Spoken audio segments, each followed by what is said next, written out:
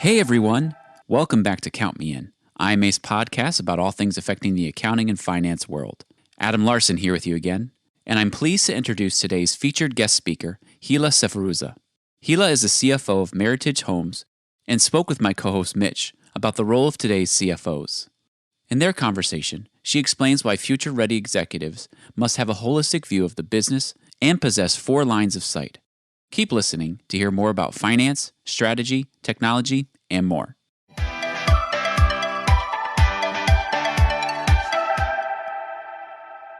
So in today's episode, we are talking about the role of the CFO becoming more central, more complex. Let's start broadly, and then we'll kind of work our way into some more specifics. So first, what is it about today's business world and the way organizations are run that requires the CFO to have a more holistic view and a better understanding of the business? So thanks for having me on, Mitch. I think in today's world, everything is moving at an accelerated pace. So change, digitalization, everything is causing technology to just move really fast. So the risk of taking a wrong turn could be really expensive. So I think the CFOs have to take a step back and kind of look at the entire landscape of a company and really understand all of the interconnectivity of what we're doing as a company, as an organization, and make sure that the decisions that are being made really impact the organization appropriately. So whether we're looking at it through a financial lens, a risk assessment lens, a technology lens, an investor stakeholder lens, more recently, ESG and DEI lens, it's really important that we understand the implications of everything that's happening. We're much less siloed than we used to be. I think we were kind of along this path anyway, and then maybe the pandemic and working from home accelerated that, where decisions are being made real time, very, very quickly. I would say in the public sector, where I am the CFO, it's maybe even more accelerated, and the CFO is having to answer live, kind of on-the-go conversations, whether it's from investors or from analysts. You really have to have that broad knowledge of what's happening in the market, as well as all your competitors. So you kind of are a collator of all this data, and you have to bring it back internally and make sure that the guidance that you're providing the rest of the executive team and the initiatives and strategy that you're driving as a CFO really encompass the entire company's organization and operations, not just, what are we looking for on the bottom line? What's the EPS going to be of this decision, the consequence of this decision?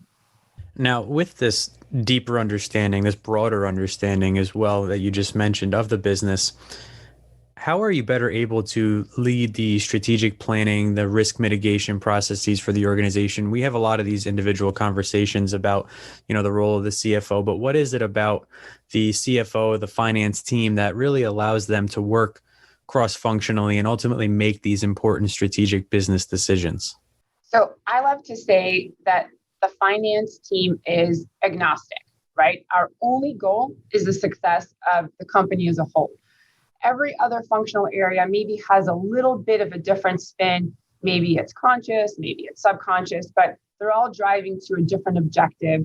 Maybe if you're in sales, you're focused on a different metric. And if you're in operations or in purchasing or in marketing, everyone's got a little bit of a different spin on what they think is most important to make the company successful. I think finance is agnostic, right? So we can maybe take a step back, see the entire picture, not get lost in the forest for the trees, and then give counsel that is best for the organization. So I can share an example. So I work for a home builder. We always have a little bit of a push and pull on timing and on dollars. We break our teams between the folks that do what we call horizontal work, which is land, and vertical work, which is the actual construction of the building. There's always a little bit of a tug of war between those two departments. The finance team can take a step back and say, well, what's actually most beneficial for the organization is to take this approach. Sometimes it breaks towards one department, other times it breaks towards another department, but maybe, I keep on saying agnostic, maybe a different word is also arbiter, right? We're kind of the one that maybe can help negotiate between all the different departments and through dollars and cents explain why certain decisions are the best decisions for the organization as a whole even though there may be not an ideal state for one department versus another. I think that's a great way to put it. The arbiter at the end that you mentioned, it really is, just the understanding that we're talking about here from both sides of the equation, and making sure that things balance, when it comes to accounting, making sure that everything makes sense and works out. Yeah, the way you explained it right there, the push and pull, really helps clarify things. So thank you for that story and that analogy. I think another interesting part of your role, as we talk about these different decisions and different teams working together, obviously you have oversight over the finance team as CFO, strategy, operations, all the regular things that the CFO has responsibility for. But you, I understand, also have oversight over IT. So what are some of the advantages of having IT under your umbrella when it comes to these cross-functional teams, cross-functional conversations, and things like that? So obviously I'm a CFO. My first love was always numbers. But I will say that my current passion, maybe almost bordering on obsession, is the IT function. So I kind of inherited the IT function, as I think a lot of CFOs do, because the underlying system of record, the accounting system, is kind of my general umbrella. And IT is a role that I guess it could sit with the CEO, the COO, or the CFO in a regular organization, but they're a little bit of, so they kind of get tossed around. Nobody really wants to own it. It's a little bit intimidating to have a function roll up to you that's maybe not your core level of expertise. So when the IT team became part of my CFO team, I was nervous and excited. It's been a long time since I kind of didn't know something from soup to nuts, but I really dove in. And the more I dove into the IT function, the more I realized that IT was going through a metamorphosis, right? They had kind of been the back office, keep the lights on part of the organization. Nobody even knew where they sat, and you just called them if your password didn't work. And then they've really morphed into a key contributor in everything operations. Sure, we still help you with your password, right? But the real core of what we do is operational efficiency, operational excellence, and giving us that edge, that next differentiator. So for me, as a CFO, this is the lens into the business. This is the lens into ops. All of the projects, all of the requests, whether it's a wholesale change where we're pairing with the business on providing self-guided tours in our models during COVID, or whether we're partnering through an accounting function, but still to help the business. Obviously, during COVID, folks were not coming into the office, so we had to figure out how to process all of our accounts payable without folks coming in and signing checks, and actually not even approving invoices. So we automated the entire AP cycle. So we're constantly pushing the envelope on how we can help the business. Number one, it's good to make the company more efficient, but on the operational focus initiatives, we're really gaining some insight as to how the business itself functions. And I always say IT shows us the art of the possible, right? Their brains maybe work in a different way than our brains work. They kind of see the world as a what if we can do, right? If there was unlimited amount of money, they could do a lot of really crazy stuff. So I think it's really interesting. From my perspective, it's my window to the business, but then kind of layering in the finance piece of it, we have to pull back a little bit and say, okay, but what's the ROI? Because there's a lot of really fun things that we can do that are certainly going to help the business, but maybe the return isn't there, right? I'll give you a silly example. There was a process that we wanted to automate. It was going to cost about $500,000. The person that does the job costs us about $50,000. So it's literally 10 years worth of work for that individual to automate something. I don't know if that makes sense, right? Probably not a good ROI on that investment.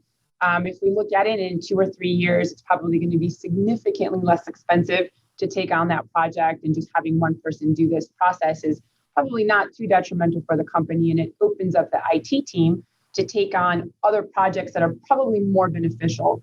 So you have to be careful when you have IT not to just take on projects and initiatives because they're going to make things better, because they can, but also to appropriately look at the return and the efficiency, which is why I think IT teams frequently fall under the CFO umbrella, because we're always thinking of that, okay, but what does it cost and what is the return to the business? of this proposal. Yeah, absolutely. And just kind of backtracking a little bit, we did say in the very beginning we were going to start broadly and kind of look at the holistic view of the business and work our way down. So as we take a look at some of these examples that you've shared between finance and IT, I would like to go a little bit deeper if we could. I think you mentioned the ROI and some opportunities that are there. Obviously, emerging technologies, everything surrounding data continues to evolve at a rapid pace.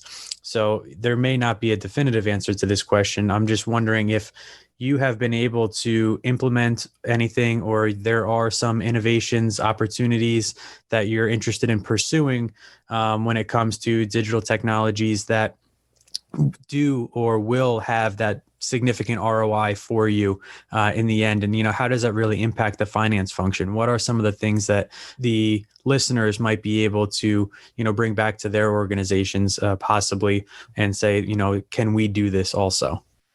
Sure. So we look at the world maybe in kind of three buckets. One, from an IT perspective or a digitalization perspective. One is fix what's broken. Right. So that you just have to do. The report's not working, the data is not pulling through correctly. And there's a team that does that.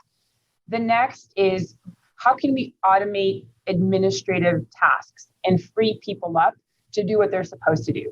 So we have, over time, jobs evolve and they kind of become a little bit bogged down. I have teams of folks on the finance group who just kind of data enter.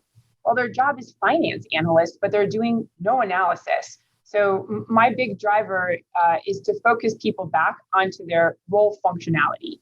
And let's take all the administrative routine tasks and automate them through RPA and free people up to do their core functionality, whether it's a finance role, through APIs and having systems talk to one another. So we're not literally just data entering, or maybe through something a little bit more sophisticated on our website, putting a chatbot feature allows our sales teams to sell homes versus, I call them human Googles, right? They literally just read what's on our website. Well, a chatbot can read to our customers or potential customers what's on our website too. So let's take those routine tasks and move them into a computer automated process or robotics process and free up our teams and make the company more efficient. And then the third area is transformative. What can we do that's going to give us that leg up operationally, competitively, that's really going to be a game changer? So for us, again, I mentioned I work for a home builder. It's taking the design studio process and automating it. So that technology, of course, exists in the car market. You can go online and click here and there and look at what your car or new car is going to look like. But it's a pretty complicated technology for home construction and interior design because of the variability in what you can select to put in your home. So that is a big initiative that we're looking at as an organization that's really going to drive it forward. So specifically what you do in every organization is, of course, going to be different. Every organization is in a different place in their life cycle, in their adoption of digitalization. Of course, every industry does something a little bit different too. Not everyone's going to need a digital design studio like we do, but I would look at that low-hanging fruit to automate and give your team back the freedom of doing their job, especially in today's tight job market. It may facilitate a more efficient workforce for you if folks are actually doing their functional jobs rather than administrative jobs or being human Googles. And then keeping that long-term eye on the bigger vision. What do we do to move the ball for the entire company? So I just have, one more question, and it's a little detailed, lengthy question here, but I think it ties everything together really well. I think everything we've discussed so far kind of goes back to this analytical maturity curve that I know, IMA has talked about, and we've had some episodes. I know you contributed to an article talking about the different lines of sight, and all of this really goes together. So to wrap up, I'd like to get your perspective and have you kind of explain how finance, operations, strategy, risk, and now technology, everything we've talked about today, really go together when you serve as a CFO, and for the organization, you have your hindsight, oversight, insight, and then ultimately foresight. So can you just tell us a little bit about what all that really means and how it comes together? Sure. I love this question, Mitch, because I think that we probably do this all the time, but maybe we don't take a breath, stop, and think about it and see how it all lays out. So let's kind of attack them one at a time. So hindsight, to me, is really based on data, whether we're getting it from our system of record, from accounting, when we buy data from research firms. That's just the aggregation of data. And I guess that's one part of the CFO umbrella. It's the data aggregation. It's the actual results. It's calling all the information that we have available to us. And then that's really the what of the business. And then you migrate into the why, which is really the kind of insight diagnostic phase. And for me, this is probably a marriage between operations and finance, right? They work together to kind of analyze what happened and say, well, what were the drivers? Why did this occur? Is it something unique? Is it a one-off? Is it within our control? Is this what we wanted? Is this what we thought was going to happen? So that insight is kind of ops in finance holding hands. The next phase, I think, is the real fun part, which is, okay, well, what are we going to do about it? Now we have all this information. We know a lot of stuff about the business. How do we use it to a competitive advantage, right? We're a for-profit business. We're in a very competitive landscape in the home building. In the home building area, we compete against other builders. We compete against existing homes in the market. So what do we do with that? And I think this is really where we harvest the power of data analytics, whether it's predictive or prescriptive. We're really kind of taking that strategic thinking that happens at the executive suite and marry it with all of the technology that we have at our disposal. And how do we collate and aggregate that data in order to help us make those decisions? And I want to make sure I'm driving home this point that the proactive foresight piece has to be a joint collaboration of the functional areas. So for us, our executive team is comprised of operations, finance, which obviously is also IT and technology, legal, and HR. And those core functions have to work together. So those function heads take all of that data, take all of that analytics that we've done, and then we try to say, we call it internally, skate where the puck is going, right? You don't want to be where you're at today because other people are going to overshoot you. You got to have that vision to say, well, where is the puck going to be, and start to position yourself to be in that right place to accept it and score. So that's the foresight piece. Kind of underlaying it all, from my perspective, I guess, is oversight. And the easy throwaway answer, of course, is internal audit is the oversight. But I think that the answer is probably a little bit deeper than that. And that's just making sure that all of the data that we're using in making, coming to our conclusions and making our analysis and decisions is good, right? Because it's garbage in, garbage out. So if the integrity of what you're looking at is not solid, if the thesis that you're building on that data is not solid, the whole, to use a home metaphor, if the foundation is going to break, the house is going to fall apart. So we really have to make sure with that oversight piece that we have a lot of controls in place. And they're not just controls on the accounting side, it's controls on the cleanliness and accuracy of the data, so that all the decisions that we make off of that data, our predictive analytics are going to hold true. This has been Count Me In, IMA's podcast, providing you with the latest perspectives of thought leaders from the accounting and finance profession. If you like what you heard and you'd like to be counted in for more relevant accounting and finance education, visit IMA's website at www.imanet.org.